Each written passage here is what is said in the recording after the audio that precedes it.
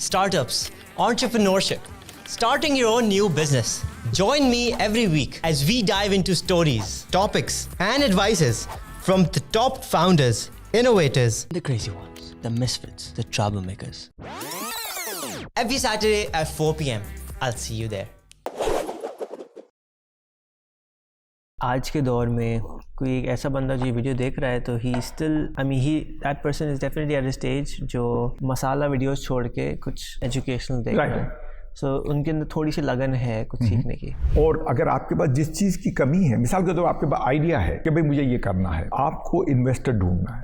What we have learned all our lives doesn't necessarily have to be right. Exactly. And the people who we love and trust the most and we respect them the most, which is why a lot of people don't do things that they want to. मुख्तलिफ कई लोग जो है वो investment avert होते हैं, उनको they don't want to take risk. उनका मशवरा जो होगा आपके लिए वो ये होगा कि खबरदार. तो मेरे कुछ प्रोजेक्ट फेल हुए, सीरियसली फेल हुए. एक स्ट्रगल का एक सर्टन पीरियड आया वो, और उसी पीरियड के दौरान जो है वो गिव अप पॉइंट भी आया. अस्सलाम वालेकुम. आज हम हारून भाई के साथ हैं. Haroon Dusani who is a very good friend, a very good mentor, and जैसे आज भी आके उनसे थोड़ी सी देर में काफ़ी कुछ सीखने को मिला. Harun bhai, first of all, thank you for your hospitality, all that, every single time. No problem at all. I'm glad that you came today. Thank you so much. And I'm glad I came. I got to see so much more. Harun bhai, whenever we meet, I get to learn so much, and आपकी बातें अक्सर थोड़ी सी compare to other people थोड़ी सी unorthodox होती हैं, तल्ख होती हैं. हाँ, तल्ख होती हैं. बट तो why if I just have a simple question, why do you think people think the way they do? Why do they limit their mind so much? सो ना इसका बड़ा डिटेल जवाब है एक्चुअली ना. तो एक्चुअली आमतौर पे ना कुछ हमारी कल्चरल वैल्यूज़ हैं तो हम उसको फॉलो करते हैं.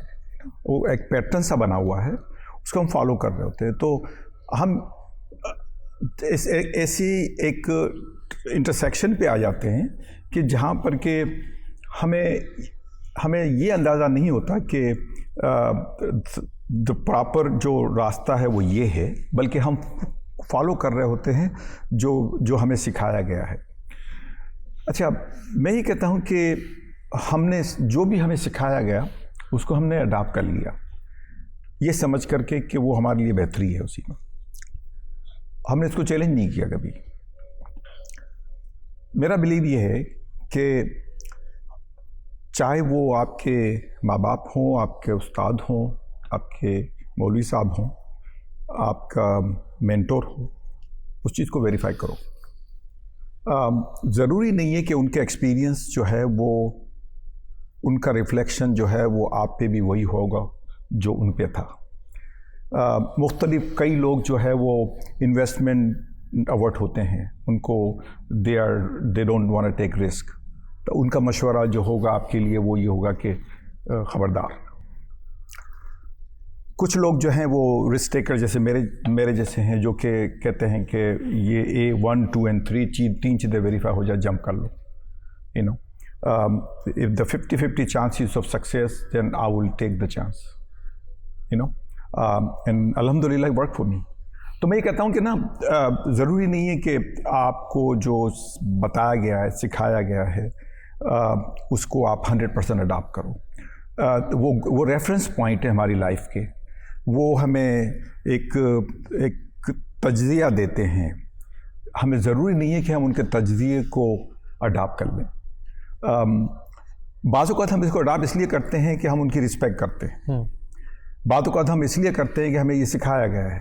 एग्जैक्टली. मैं ये कहता हूँ कि जो अमेरिकन सोसाइटी है उसमें सीनियरिटी प्रायोरिटी का कोई रूल नहीं है यहाँ पर. अगर आप क्वालिफाइड हैं तो यू गो अहेड, आपको वो जगह मिलेगी. If you not then not. हमारे यहाँ जो तरक्की में भी इतने स्लो डाउन है, उसका भी एक रीज़न यही है कि हमारे बाप दादाओं ने जो हमें बताया वही हमने किया, हमने कोई चेंज नहीं की. तो जब कोई चीज़ चेंज ही नहीं हुई है तो रिज़ल्ट भी चेंज नहीं हो रहे. जब रिजल्ट चेंज नहीं होंगे तो ज़िंदगी चेंज नहीं होगी, माशरा चेंज नहीं होगा। अच्छा, वो डिक्लाइन इसलिए आ रहा है, financial decline, moral decline, moral bankruptcy. The biggest thing, yes. Biggest, सबसे बड़ा रीज़न उसका क्या है ये कि जो हमें बताया गया वो प्रूव नहीं हुआ, और जो हमें सोशल मीडिया ने बताया वो हमें सच्चा लग रहा है। अब ये तसल चलती रही, टेक्नोलॉजी चेंज हो रही है, हम चेंज नहीं हुए, और ये कश्मकश जो है ये इस हद तक है कि हर एक अब अपना अपना डिसीजन ले रहा है। अब हमारी नौजवान नस्ल की जो सबसे बड़ा चैलेंज है अभी वो कि पेरेंट ये कह रहे हैं और सोशल मीडिया ये कह रहा है, लोगों की सक्सेस ये कह रही है लेकिन वो ये कह रहे हैं। तो जब ये लोग देखते हैं कि लोगों की इतनी एग्जांपल्स हैं सक्सेस की, और वो एग्जांपल कंप्लीटली डिफरेंट हैं जो हमारे पेरेंट कह रहे हैं, तो वो फिर पेरेंट के ख़िलाफ़ जो है वो एनिमोसिटी शुरू हो जाती है। अच्छा, इसका मतलब ये नहीं है कि कोई होप नहीं है यहाँ पर। मैं ये कहता हूँ कि चैलेंज करो जो हमें सिखाया जा रहा है। चैलेंज से मतलब ये है कि उसको वेरीफाई करो, ताकि हमें वो चीज़ें जिसने हमें मुल्क को भी आगे लेके नहीं गया, वो माशरे को भी आगे लेके नहीं गया, हमारी तहजीबों को भी आगे नहीं लेके गया, तो हम किस चीज़ के लिए वो उसको रिपीट कर रहे हैं। आप जंग अखबार जो है वो 1960 का, 70 का या 2023 का उठा लो, हर अखबार के अंदर पहले सफ़े पर यही लिखा हुआ होगा कि नज़र सानी कमेटी बिठा दी गई है, इसका जायज़ा लिया जाएगा। रीज़न उसका ये है कि नए लिखने वाले भी उन्होंने वही सीखा उनसे जो कि पुराने वाले थे, उन्होंने भी यही लिख करके अपनी नौकरी बचाई थी। तो ये सिलसिला इतना कंटिन्यूसली चल रहा है। yes. और हमें चैलेंज करना होगा माशरे को, इज्तिमाई और इनफरादी दोनों सतहों पर चैलेंज करना होगा। ओके, तो काफ़ी सारे मुश्किल वर्ड्स इस्तेमाल हो गए, मुझे थोड़ा तो कुछ का अंदाजा है, कुछ अच्छा मैं इसको थोड़ा हल्का कर देता हूँ। बट ये पॉइंट बिल्कुल वैलिड, आपने वैलिड है या डिफरेंट है कि हम लोग चेंज कैसे लाया जाए, अब सवाल ये है। क्योंकि हाँ, जो मेरा सबसे बड़ा जो on individual levels of course, जो सबसे बड़ा अलमिया है वो कि जो है ना, हमारे यहाँ बड़ा अमल दखल है, हम किस तरह से ज़िंदगी गुजारेंगे उसमें बड़ों का, हमारी शादी कहाँ होगी, हम कौन सा पेशा अख्तियार करेंगे, काफ़ी हद तक जो है वो हमारी एक प्रायोरिटी सेट हो जाती हैं जब हम ग्रो कर रहे होते हैं वहाँ पर। तो मैं ये कहता हूँ कि जब हम पैदा हुए थे तो हमें शुरू के 5, 6, 7 साल के जो भी मामलात हमारी लाइफ में हुए, हमें उस पर कोई कंट्रोल नहीं था। हमारा नाम क्या होगा कुछ नहीं पता था, हम किस ख़ानदान में पैदा होंगे कुछ नहीं पता था, हम किस मुल्क में पैदा होंगे, किस माशी कंडीशन में पैदा होंगे, हमें किसी चीज़ पे इख्तियार नहीं था। नहीं। तो हम इस दुनिया में आए, हमने जो पेरेंट ने बताया, जो उस्ताद ने बताया, जो टीचर ने बताया, बराबर वाले आपा ने बताया, हमने सब उसको अडॉप्ट कर लिया, हमें उस पर कोई कंट्रोल नहीं था। फिर इसके बाद हमारी मोटर बिल्ट होना शुरू हो गई हमारे जहन की। जब मोटर बिल्ट होना शुरू हो गई तो हमें हल्का सा चीज़ें बुरी लगने लगी, अच्छी नहीं लग रही लगी, लेकिन हमारी रिस्पेक्ट थी उस कल्चर की, एक सर्टन एक रिक्वायरमेंट है कि बड़ों का अदब करो। तो उस अदब ने हमें कहा कि ये आपा कह रही हैं तो सही कह रही होंगी, तो हमने उनको अडॉप्ट कर लिया उन चीज़ों को, ठीक है ना। वहाँ से हमारी प्रैक्टिस शुरू हुई चीज़ों को चैलेंज ना करने की, उसको फेस वैल्यू पे अडॉप्ट करने की। अच्छा, अमेरिकन सोसाइटी के अंदर और मुख्तलिफ दूसरे डेवलप कंट्रीज़ के अंदर जो है वो रास्ता सेफ्टी सिक्योरिटी वो अपनी जगह है, आई मीन वो डेफिनेटली वो उसके अंदर कोई चैलेंज नहीं है, लेकिन बाकी जो ज़िंदगी के मामलात हैं उसको आप नज़रसानी करो, उसको देखो उसके। तो मेरा कहने का मतलब ये है कि आपका जो जब आप पैदा हुए तो आपका वो वर्जन, आपका पहला वर्जन था अपनी ज़िंदगी का। अब अपना 2.0 वर्जन लॉन्च करो। 2.0 वर्जन वो है जिसके अंदर आपके ख़यालात हैं वो इनफरादी हैं, आपके अब्बा से, आपकी अम्मी से, आपके उस्ताद से, आपके मौलवी से, आपके पॉलिटिशियन से, जो भी हैं हमारे, उन सब से मुख्तलिफ हैं।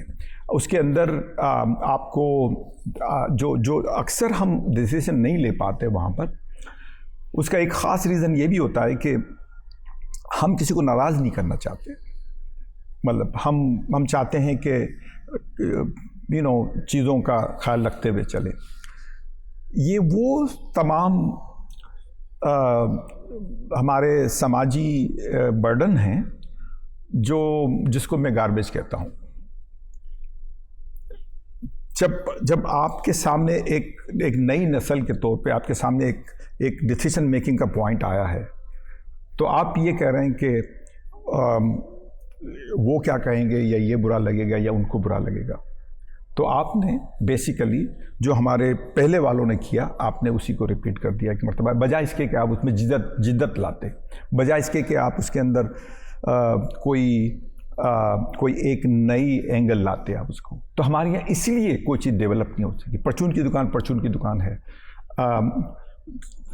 मेडिकल स्टोर है, जिस तरह से पहले था ऐसा आज है। अमेरिका आकर के कोई हमें आईफोन दे दे तो अच्छी बात है, नहीं वरना तो हमारे पास जो है वो है। तो हमने क्या किया, हमारी सोसाइटी ने, जब हमने चेंजेस अडॉप्ट नहीं की ना, तो हमारी सोसाइटी ने बजाय इसके कि वो क्रिएट करे वहाँ पर, हमने इंपोर्ट करना शुरू कर दी अच्छी चीज़ें, मतलब जो डेवलप चीज़ें। तो हमने आईफोन इंपोर्ट कर लिए, हमने गाड़ियाँ इंपोर्ट कर ली, बजाय इसके कि हम वैल्यू एडिशन करते हैं। अब हम पाकिस्तान में हम टमाटर हम प्रोड्यूस करते हैं, हम उगाते हैं, लेकिन हम फिर दुबई भेजते हैं उसका केचप बनाने के लिए। फिर जो केचप बन जाता है तो हम फिर 3 गुना वैल्यू पे हम दोबारा ले आते हैं वापस, और फिर उस पर हम पिज़्ज़े पे डालते हैं उसको। तो ये जो वैल्यू एडिशन है ना, वो इसलिए पाकिस्तान में नहीं हुआ, और हमारे पास मिडल मैनेजमेंट नहीं डेवलप हो सकी, हमारे पास अपर मैनेजमेंट डेवलप नहीं हो सकी बिजनेस के अंदर।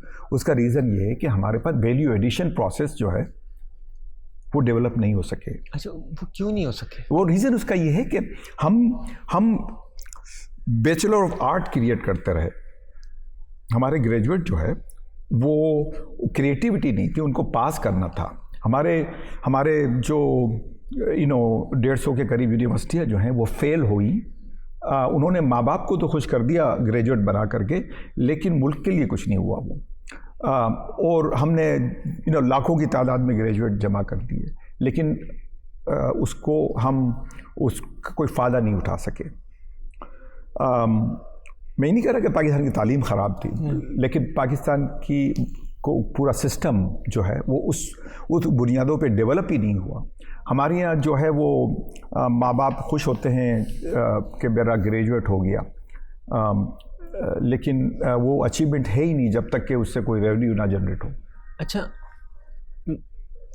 ये बिल्कुल बात दुरुस्त है कि आज भी अगर कोई इंडस्ट्री हो या कोई टेक्निकल कंपनी भी हो और वो हायर करने जाए स्टाफ को, तो उसको मतलब सही बंदा नहीं मिलता, उसको ट्रेन करना पड़ता है। Correct. So we don't find the right human resource, but at the same time there's company who still train it them Correct. and then get it done. Sure. So there's still companies who are worth $1 billion from Pakistan जो IT export कर रही हैं। Sure. जैसे systems है, या हमारे पास IBEX है,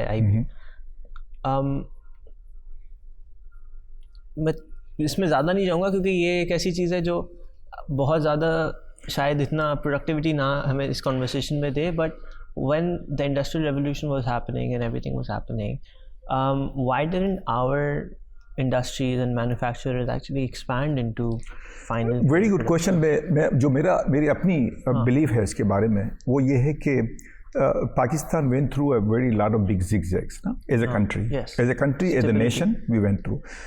60s में पाकिस्तान में industrial revolution I. We went become the almost Asian tiger, ना? Right. कि Pakistan was one of the south Korea से आगे थे हम लोग. साउथ कोरिया ने हमारी स्टॉक एक्सचेंज को कॉपी किया. जब हमने अपनी स्टॉक एक्सचेंज लॉन्च की तो Pakistan it was perfect example for lot of countries to adopt. तो इसमें बड़ी बड़ी कंट्रीज हैं. इंडोनेशिया ने कॉपी किया, हमारे सबसे बड़ा साउथ कोरिया ने किया. तो we did establish some institutions ना. इसी पूरे प्रोसेस के अंदर जब इंडस्ट्रीज डेवलप होना शुरू हुई, we had enough power supply and we have enough resources. And हमारे पास जो इंस्टीट्यूशन थे, teaching institution, they produce amazing quality of graduates and everything. तो हमारी नीड पूरी हो रही थी, कंप्लीट हो रही थी. 70s में आकर के unfortunately nationalisation happen. That was, तो हमारी जो कौम की जो अपनी साइकी थी ना, वो एंटरप्रेन्योरशिप थी 70s तक.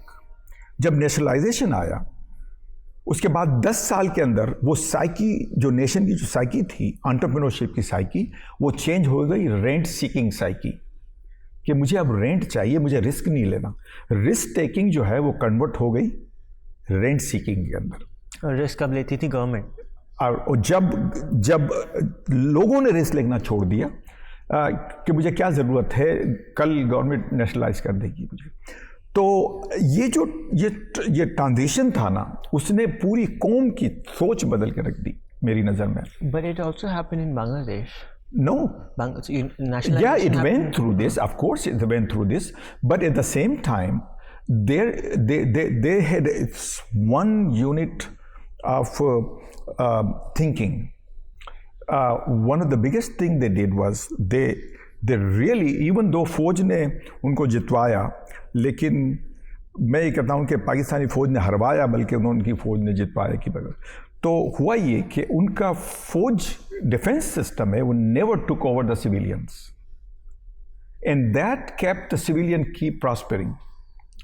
तो वो जो उनके यहाँ जो एकदम से जो बूम आया इंडस्ट्रीज़ का after the independence, they went through a rough time. Of course, और जो रफ टाइम था उसमें बीच में नेशनलाइजेशन भी हुई, फिर वो डीनेशनलाइज भी हुए. Denationalise successfully because there were no institution like Fauji foundation there to take over the benefit. So in Pakistan, when the denationalization happened, Fauji Foundation and Fauji actually established businesses. That's what happened? Yes, that they already had. They took over the show.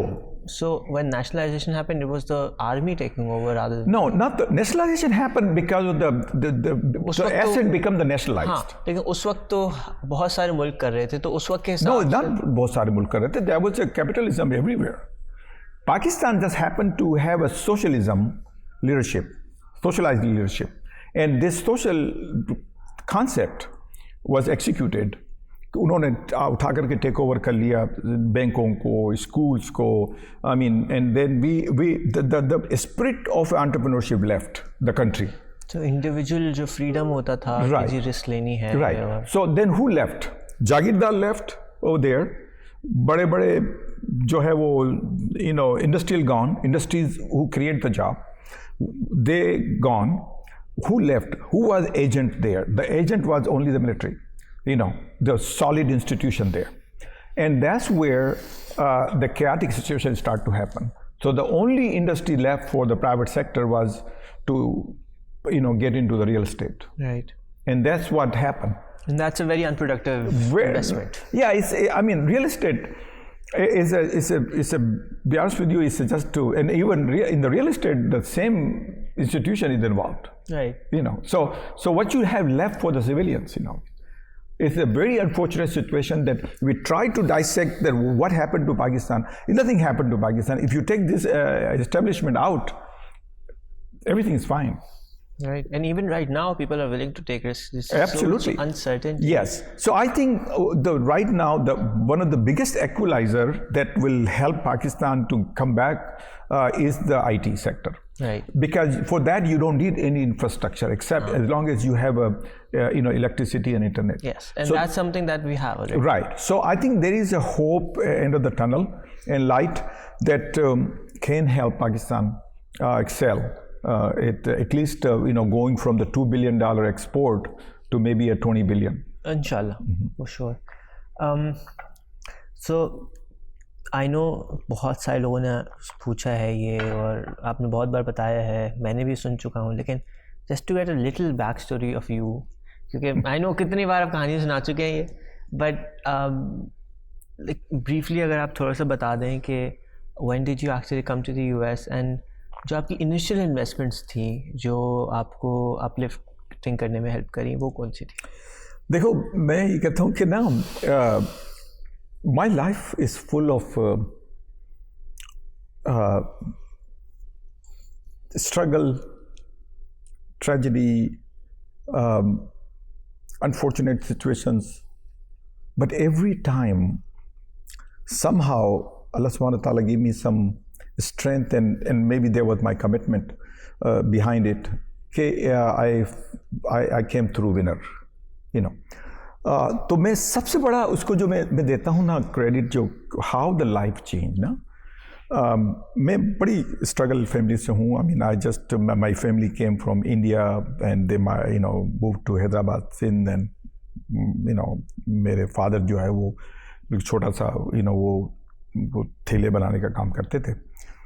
तो we had very struggle with 9 brother and sisters and all that ना. लेकिन मुझे एक वहाँ पर एक चीज़ ने बड़ा वो बादर करती थी मुझे ना. तो मैंने आई वॉज 10-11 years old कि how come they have this beautiful house and गाड़ी एंड ये ना वो, and why my parent don't have it.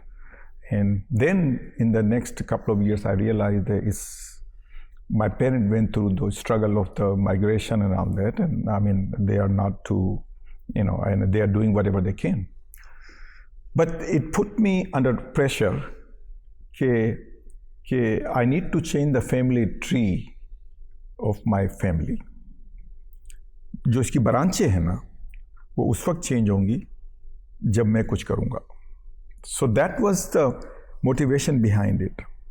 I'll be honest with you, I just सब बाज़ औक़ात में हमारे हैदराबाद में एक फ़तेह टेक्सटाइल मिल वाले होते थे, समझे ना. तो मैं उनकी एग्जाम्पल देखता था, फिर आदमजी वालों की एग्जाम्पल देखता था, सेगल फैमिली की एग्जाम्पल देखता. मैं कहता कि ना this is what I want to be like that ना, कि multiple outlets of factories and all this and that. So मुझे कभी उसने तंग नहीं किया कि जो है I can not do it. It never occur to me कि मैं कर नहीं सकता.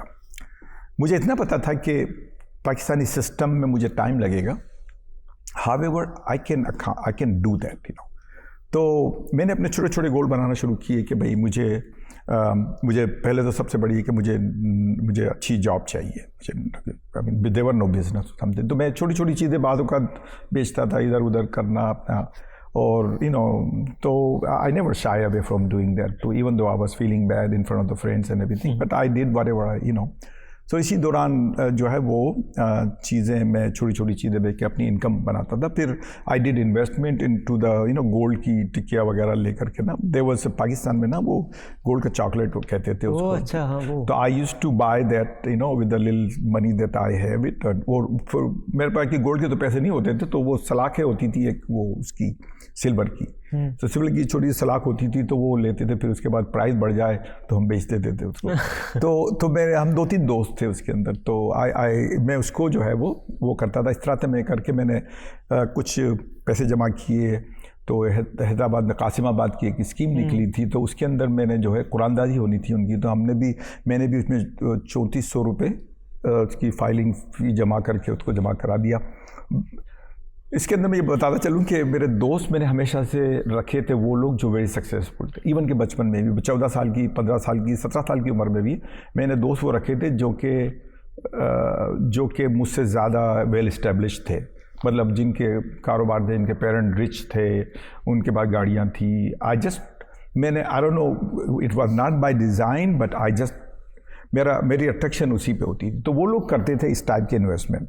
तो फिर मुझे भी ये जस्तुजू लगी कि मैं इस तरह से नहीं करना. तो in other word what I am trying to say कि when you copy cat thing happen. जब तुम किसी को कॉपी करते हो ना, तो तुम्हारा दिमाग जो है ना उसको अडॉप्ट कर लेता है कि मैं भी वही हूँ जो वो है. तो मैंने जो है वो लाइफस्टाइल शुरू कर दिया कि मुझे भी इसी तरह करना है जैसे ये कर रहे हैं लोग। तो मैंने भी जो है वो छोटी छोटी सलाखें लेकर के फिर प्राइस बढ़ जाए तो बेचना शुरू कर दी। तो फिर मैंने इसमें जो है फिर मेरा ताकि हबीब बैंक में मुझे काम अच्छी जॉब चाहिए थी, मेरा हबीब बैंक में मुझे जॉब मिली। लेकिन बैंकिंग के दौरान भी जो है मेरा यही था कि मुझे अमेरिका जाना है, मुझे जो करना है अकम्प्लिश, उसके लिए मुझे MBA के लिए अमेरिका जाना है। तो फिर मैं अपनी इसी दौरान में स्ट्रगल करते हुए जब मेरा सब कुछ हो गया तो फिर मैं अमेरिका आ गया 1984 में। यहाँ पर अपनी MBA की एजुकेशन के दौरान अपनी स्ट्रगल चलती रही और जो है वो यहाँ पे ग्रेजुएशन के बाद आपने कहाँ से किया? मैंने यूनिवर्सिटी ऑफ ह्यूस्टन से किया। यहाँ से यूनिवर्सिटी ह्यूस्टन से किया। फिर मैंने कुछ अरसे काम पे कंप्यूटर होता था उसके साथ काम किया।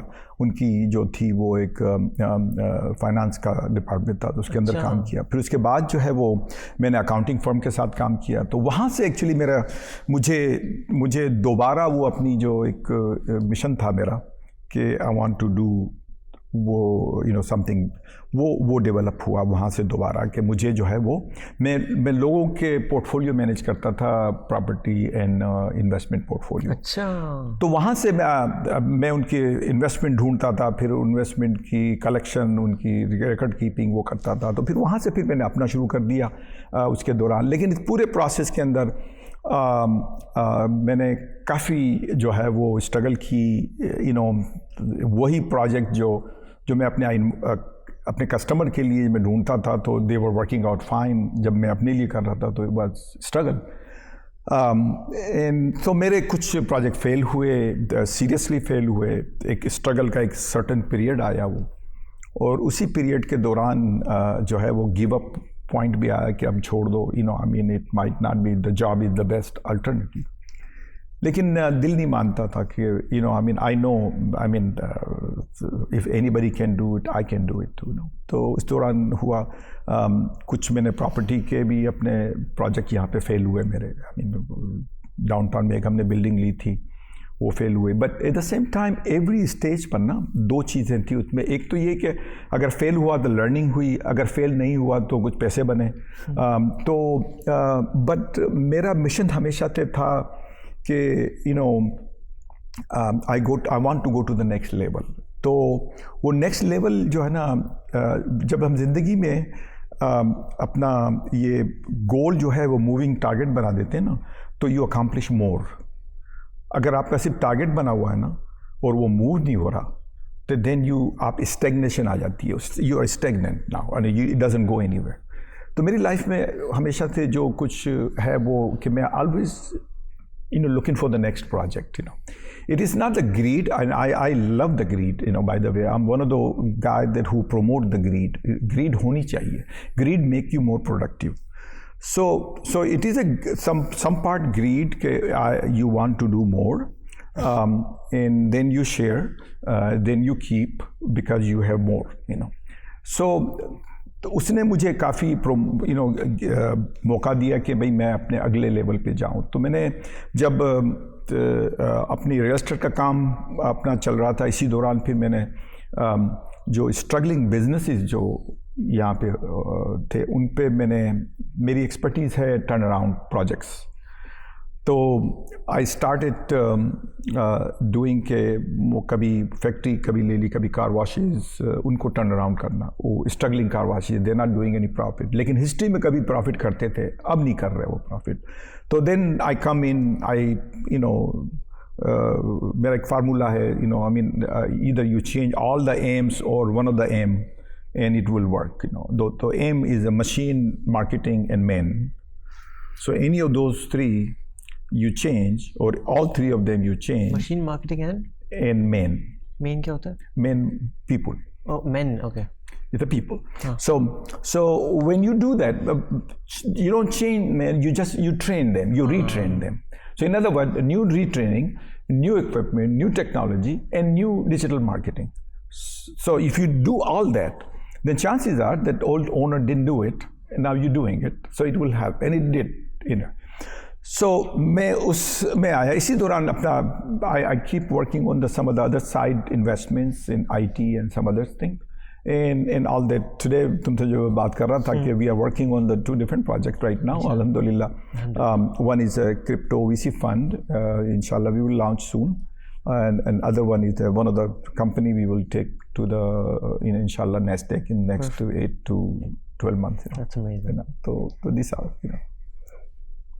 What would you so आज के दौर में कोई एक ऐसा बंदा जो वीडियो देख रहा है तो he still I mean that person is definitely at a stage जो मसाला वीडियोस छोड़ के कुछ एजुकेशनल देख रहा है, so उनके अंदर थोड़ी सी लगन है कुछ सीखने की, and whoever actually, so what I've noticed is even though I might have a small audience, whoever is in my audience is someone who is very जो पटाखा जिसको कहते हैं, and they have a spark to do something. What would you advise someone who, because Pakistan, I feel like the biggest hurdle of anyone who wants to take a risk is that they don't have the access to capital. Right. That seems like the largest aspect to it. So what would you advise them to actually starting off? Yeah, so मैं ये कहता हूँ कि ना entrepreneurship is a challenging endeavor to start, ठीक है ना, ये हमेशा से ये entrepreneurship मुश्किल चीज़ है, no doubt about that, ठीक है ना. अक्सर हमारे पास एक्सपीरियंस नहीं होता, हिम्मत नहीं होती, पैसे नहीं होते, आइडिया नहीं होता और स्किल नहीं होती, तो ये कुछ में तो कोई भी नहीं है. बट मैं ये कहता हूँ कि अगर नहीं है तो उसको एक्सेस करो. एक्सेस कैसे करो? पैसे नहीं है आपके पास तो जिसके पास पैसे हैं उससे ताल्लुकात करो. आइडिया नहीं है तो जिसके पास आइडिया है उसके साथ ताल्लुकात करो. जिसके पास एक्सपीरियंस, आपके पास एक्सपीरियंस नहीं है, जिसके पास एक्सपीरियंस है उससे ताल्लुकात करो. तो अब मेरे जितने भी बिजनेसेस हैं, अब मैं अभी आज किसी 10 मिलियन का कॉन्ट्रैक्ट में डालता हूँ किसी प्रॉपर्टी पे, तो क्या आपको लगता है कि 10 मिलियन मेरे अकाउंट में रखे हुए हैं अभी कि मैं चेक ले दूंगा? नहीं, I don't business like that. What I do कि मुझे पता है कि if I don't have it then I can get it. अच्छा, अब ज़ाहिर है आप छोटे पैमाने पर बच्चे और जो है उनके पास तो कोई, लेकिन मैं ये कहता हूँ कि आपके सराउंडिंग में मामू के पास कोई भी ना, और अपना छोटा सा काम शुरू करो. मामू को प्रपोजल दो कि भाई देखो मैं ये करने जा रहा हूँ, उसमें हमें 50,000 रुपये की ज़रूरत है, उस 50,000 में आपको मैं इतने 1 साल बाद इतना मुनाफा होगा और मैं इसके अंदर ये करना चाहता हूँ. आप देखें इसके अंदर आपका और मेरा 50-50 और उसमें हम शुरू करते हैं. उसको मना कर देंगे वो, समझे ना, कोई मसला नहीं है. आपके मामू ने मना कर दिया, किसी और के मामू के पास चलेगा. मैं ये कहता हूँ कि मैं लिटरली जब मैंने जब यहाँ पे आया, मैंने जब अपने प्रोजेक्ट शुरू किए, मेरे पास सेम थिंग यहाँ पर कौन ट्रस्ट करेगा आपको? तो हमने जो है वो, मैंने खुद अपना जो है वो इस तरह से शुरू किया, लोगों से बातें करना शुरू की. मैं उन लोगों से मिलना शुरू किया जिनको कि मैं ये बताता था कि भाई मैं अपनी अकाउंटिंग प्रैक्टिस शुरू करना चाहता हूँ और इसके अंदर ये वो सारी चीज़ें. और किसी ने यकीन किया, किसी ने नहीं किया, किसी ने इन्वेस्ट किया, किसी ने नहीं किया. और ये एक पीरियड है जिससे आपके गुजरना है. अच्छा, ना स्टार्ट करने से बेहतर है कि आपको 10 आदमी मना कर दे. स्टार्ट करो, और अगर आपके पास जिस चीज़ की कमी है, मिसाल के तौर पर आपके पास आइडिया है कि भाई मुझे ये करना है, आपको इन्वेस्टर ढूंढना है. इन्वेस्टर ढूंढने का मतलब ये हुआ कि आप अपने चाचा से मिलो, मामू से मिलो, पड़ोसी से मिलो, कहीं पर भी जाके किसी से भी मिलो, और फिर उनसे डिस्कस करो कि मैं ये करना चाहता हूँ. आपका एक तो मुझे 2 चीज़ें आपसे चाहिए. एक तो ये कि आप समझते हो कि ये चलेगा काम, आपने उनको एक एडवाइजरी का स्टेटस दे दिया अब आपने, तो वो आपको सुनेंगे. फिर उसको आपने फिर इसके बाद आपने कहा कि अगर आपके पास मैं ये लेके आऊँ तो आप इसमें इन्वेस्ट करोगे. This is how it is happen. आज मैं जो है सुबह मेरी मीटिंग थी, मैं जिसके पास गया था मैंने उसको ये प्रपोज़ल दिया कि भाई हमें इस प्रोजेक्ट के लिए 10 मिलियन चाहिए, मैं 3 मिलियन में डाल रहा हूँ, हमें 2 बंदे और चाहिए, and if you like it fine. जब उन्होंने कहा कि मैं सोचता हूँ, तो मैंने कहा कि चले पैसे के बारे में तो आप सोच लेना, लेकिन मुझे आइडिया के बारे में बताओ कि आइडिया कैसा है ये. तो आप 2 चीज़ों के लिए गए थे. एक में आपका आइडिया मिल गया, अब वो मुझे 2 हफ्ते बाद बताएंगे तो yes then yes, if it not then no, no problem. लेकिन आपको मैं समझता हूँ कि जो सबसे बड़ा जो वहाँ पर मसला है ना, हमारे बच्चे खुलते नहीं हैं लोगों के सामने। हम जो है हम उनके सामने ओपन नहीं होते। आप अगर थोड़ा सा हिम्मत करके ना लोगों से डिस्कस करना शुरू करें अपने आइडिया को कि भाई मैं एक डिजिटल मार्केटिंग की कंपनी शुरू कर रहा हूँ या मैं SEO करूँगा या जो भी है अपना, एक छोटे पैमाने पर लोगों से बातें करना शुरू करो और ज़रूर जो है वो उसका रिज़ल्ट आना है। मैं समझता हूँ ये जो हर प्रोजेक्ट को शुरू करने में ये जो आपको 4-5 चीज़ें जो चाहिए होती हैं, उसमें से मुमकिन है आपके पास चारों ना हों आपके पास, समझे ना। लेकिन जो चीज़ नहीं है तो आप उसके पास जाओ जो जिसके पास वो चीज़ है। आपके पास पैसे नहीं है, जिसके पास पैसे हैं उससे ताल्लुकात करो और इस तरह से उनका भी फ़ायदा होगा, आपका भी फ़ायदा होगा। देखिए, कंप्लेन करना, और कंप्लेन बड़ी वैलिड है, बड़ी बिल्कुल it is a real thing कि लोगों के पास कैपिटल नहीं है, आई अंडरस्टैंड इट। लेकिन पाकिस्तान में ऐसे लोग भी हैं जिनके पास पैसे हैं लेकिन आइडिया नहीं है। वो आपको ढूंढ रहे हैं, जिस तरह आप उनको ढूंढ रहे हैं वो आपको ढूंढ रहे हैं। अच्छा, पाकिस्तान का जो कैपिटल मार्केट है, बैंक के पास कोई लोन वोन के पैसे नहीं है, गवर्नमेंट सारे बाहरों कर लेती है, तो वो तो वहाँ से तो आनी नहीं है। तो इसका मतलब ये कि क्या ज़िंदगी भर आप अपने प्रोजेक्ट को स्टार्ट नहीं करोगे? ये सोचो थोड़ी देर के लिए कि अगर आप नहीं जाओगे आउट, कंफर्ट से बाहर नहीं निकलोगे, अपनी जो आपकी जो हल्का सा आपके जो अंदर जो हिचकिचाहट है, अगर आपने उसको ओवरकम नहीं किया तो आप तो कभी भी स्टार्ट नहीं कर सकोगे। ज़्यादा रिजेक्ट कर देंगे ना, आपको कहेंगे कि अब नहीं यार ये तो आइडिया में कोई जान ही नहीं है। नो प्रॉब्लम, कोई किसी को समझ में आना है, वो अपने आइडिया को मॉडिफाई कर लो और फिर जाओ दोबारा। आई थिंक ये उसका सलूशन है। देखिए, आसान कोई भी नहीं है, हमें थोड़ा सा बॉक्स से बाहर निकलना होगा। जो हमारा फ्रेम बना के हमें इसके अंदर डाल दिया गया है ना, उस फ्रेम को तोड़ना होगा। अभी जो मुझे चीज़ सीखने को मिली वो यही है कि we shouldn't, what we have learned all our lives doesn't necessarily have to be right. Exactly. And the people who we love and trust the most and we respect them the most, which is why a lot of people don't do things that they want to. थोड़ी सी risk लेनी चाहिए। Exactly. और उस हवा के रुख के against में भी कभी चलना पड़ता है, है ना। हम इंतज़ार कर रहे होते हैं कि हवा अपना रुख बदले, हम अपना नहीं बदलना चाहते, हम चाहते हैं कि हवा रुख बदले। हम चाहते हैं कि किस्मत हमारी बदल जाए लेकिन हम ना बदले। ये इसी बार मैं क्या कह रहा हूँ, हम चाहते हैं कि किस्मत हमारी बदल जाए लेकिन हम ना बदले। और मैं ये बताऊँ कि हमारा बिलीफ सिस्टम है ना, वो हमारा सबसे बड़ा दुश्मन है। दिमाग के साथ साथ एक हमारा जो बिलीव होता है ना कि नहीं करूँगा तो मैं ये हो जाएगा, ये करूँगा तो ये हो जाएगा, ये सारा ये फेक है, ये झूठ है। ये अपने बिलीव को चेंज करो, अपने बिलीव को बोलो कि मैं ये कर सकता हूँ। अपने बिलीव को बोलो कि जब बिलीव चेंज होता है ना तो हमारी एनर्जी चेंज होती है। जब हमारी एनर्जी चेंज होती है तो हम एक्साइटेड हो जाते हैं। जब हमारा एक्साइटमेंट आता है तो हम उछल कूद करके उस पर काम करना शुरू करते हैं। जब हम काम करते हैं तो हमारा जो है वो एक्शन शुरू हो जाता है। जब एक्शन शुरू हो जाता है तो रिजल्ट आना शुरू हो जाते हैं। जब रिजल्ट आते हैं तो लाइफ चेंज हो जाती है। जो पूरा सीक्वेंस है, बिलीफ से शुरू होती है लाइफ के चेंज होने तक। बिलीफ चेंज नहीं हुआ, लाइफ चेंज नहीं हुई। जब बिलीफ जो है ना हमें, वो दुनिया के बड़े बड़े मुफक्किर, बड़े बड़े बिलियनर, जिनको बिलियनर होना था, वो अभी अपनी कब्रों के अंदर हैं कि उन्होंने कभी रिस्क नहीं लिया, कभी रिस्क नहीं लिया। उन्होंने अपने ख्यालात को किसी के साथ इजहार नहीं किया। उन्होंने कभी अपने टैलेंट को बाहर जाके बेचा नहीं।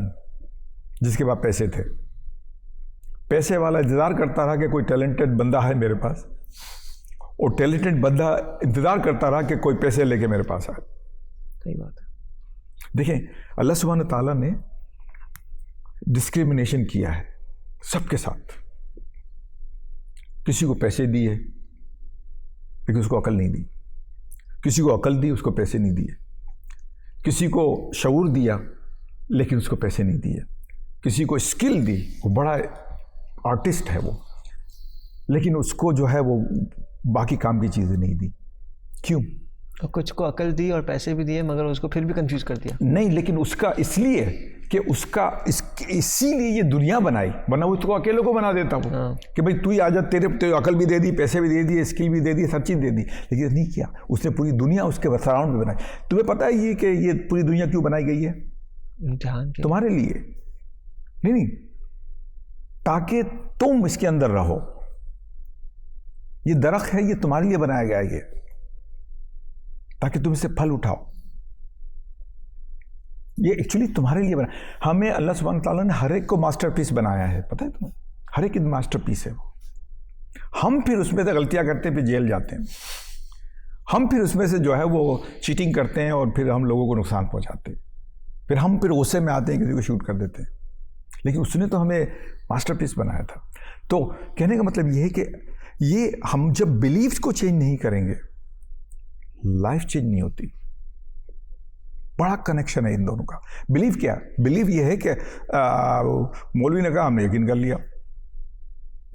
मौलवी तो कह के चला गया, हम अब इसी को होल्ड करके बैठे हुए हैं कि वो जो बोला था सही बोल रहा था, और हमारी पूरी लाइफ गुजर गई। हमने तो कुछ चेंज नहीं किया। नया आइडिया, नए जो चीज़ें थी वो उसको हमने कभी पनपने नहीं दिया, क्योंकि हमने अगर बिलीव कर लिया कि मैं नहीं कर सकता, चल तू नहीं कर सकता, किसी ने बोल दिया तुम्हें कि तू नहीं कर सकता, अब हमने दिल पे ले लिया कि तू नहीं कर सकता। इसलिए मैं कहता हूँ चैलेंज करो, और वहाँ से जो है ना अपॉर्चुनिटी निकलती है। पता है हमारा दिमाग, our mind doesn't know the difference between imagination and reality. उसको कुछ नहीं पता माइंड को, वो बिलीव कर लेता है। तुम अपने माइंड को बोलो कि यार मैं बड़ा थका हुआ हूँ, 2 मिनट के अंदर आपको थकावट फील होना शुरू हो जाएगी। उसको नहीं पता कि माइंड को बोल दो कि ओह माय गॉड, मैं अभी जाकर के जो है वो 2 घंटे टेनिस खेलूंगा मैं। आपका माइंड आपको तैयार कर रहा है। तो माइंड को बोलो आप क्या करना चाह रहे हो। अपने माइंड को बोलो कि मुझे 6 महीने के अंदर बिजनेस स्टार्ट करना है। मुझे, मेरे पास एक बंदा आया तो कहने लगा मुझे कि I am very successful, I am making $110,000 a year, I mean I am okay, I am just, मेरी जॉब भी सही है, मुझे कोई वो नहीं है, लेकिन मुझे हमेशा से फियर रहता है कि मेरी जॉब चली जाएगी, तो मेरी लाइफ में पीस नहीं है। मतलब मामला सब सही है, हर चीज़ सही है, लेकिन लाइफ में पीस नहीं है, क्योंकि मुझे फियर रहता है कि 2 मरतबा पहले मेरी जॉब जा चुकी है। तो मैंने कहा कि तो 1 साल में तुम 1,10,000 बनाते हो, तो 2 साल में 2,20,000 बनाते हो।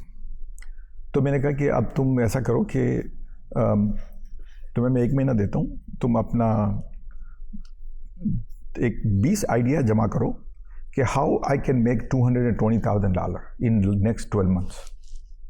20 आइडिया लेके आ जाओ, और इंशाल्लाह अगले महीने मिलते हैं फिर। तो वो अपने 8 आइडिया पे पहुंचे थे अभी, उनको आइडिया क्लिक हो गया। Now he is making $10,000 extra every month. Job चल रही है। So what I was trying to tell him is this, कि जो रिस्क है ना उसके सराउंड में दायरा लगा दो कि भाई ये 2,20,000 का रिस्क है 24 महीने का, राइट। अब 2,20,000 कहीं से जमा कर लो ताकि आपकी ज़िंदगी पीसफुल हो जाए। अब हुआ ये कि उन्होंने एक ऑनलाइन का वो ढूंढते रहे क्या करना, इससे बात की, उससे बात की, उसका 20 आइडिया जमा करने उनको, समझा। तो मेरा आइडिया ये था कि 20 लेके आएंगे ये अगले महीने, तो फिर हम उसमें से सॉर्ट आउट करके उस पर 5 कर देंगे, उसको 15 को निकाल देंगे, फिर 5 में से हम फिर 3 रखेंगे, फिर 2 निकाल देंगे, फिर इसके बाद 1 बचेगा जो पे काम करेंगे। तो ये आइडिया था हमारा। लेकिन उनको तो वो जो अभी तो 20 ही जमा किए थे, और उनका आइडिया जो है उसने स्टार्ट टू वर्किंग। मैं कहता हूँ कि हमारे पास ही सोल्यूशन है। हम अपने दिमाग से पूछते नहीं हैं कि हमें क्या चाहिए। उन्होंने पूछा कि मुझे आइडिया चाहिए 2,20,000 इनकम का। तो this is what I mean कि ये है, मैं कई दफ़ा कर चुका हूँ और इट वर्क्स एवरी टाइम। सही बात है, एक बार कम से कम रिस्क लेनी चाहिए। और वो जो है कि एक बार नहीं मतलब बार बार लेनी चाहिए। नहीं मेरा तो मैं ये कहता हूँ कि नहीं ज़िंदगी तो इस यू नो आई मीन मैं ये कहता हूँ मैं क्लियरली कि try one more time and you will never fail. इस पर सोचो तुम थोड़ी देर तक।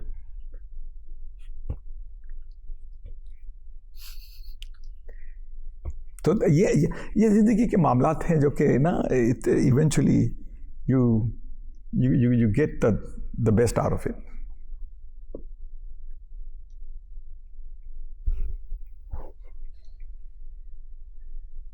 सही बात है।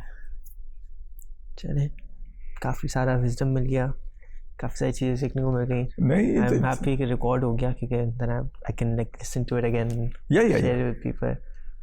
And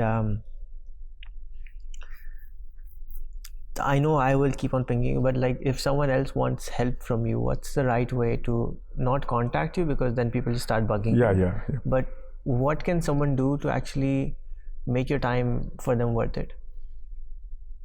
For you worth it, sorry. Yeah,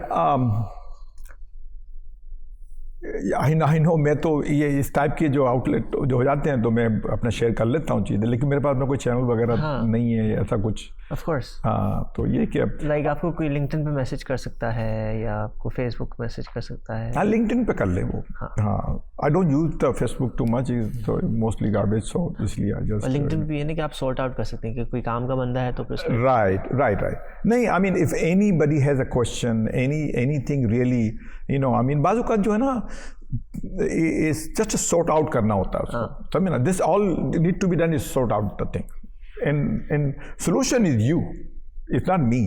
I just kind of come in and you know just sort it out, and फिर एकदम से जो है वो आपको रोशनी नजर आना शुरू हो जाती है कि oh wow, you know ये solution यहाँ पर है। चलें, thank you so much for your no time. problem. I'm sure everyone got to learn a lot, and I got to learn a lot. So again, thank you always for giving such love. No, I hope that it helped. You know, I mean, whatever I said, and some of my views are very extreme, but I still, you know, don't shy away from saying it. And freedom of speech सबके लिए है। Yeah. Startups, entrepreneurship, starting your own new business. Join me every week as we dive into stories, topics, and advices from the top founders, innovators, The crazy ones, the misfits, the troublemakers. every Saturday at 4 p.m. I'll see you there.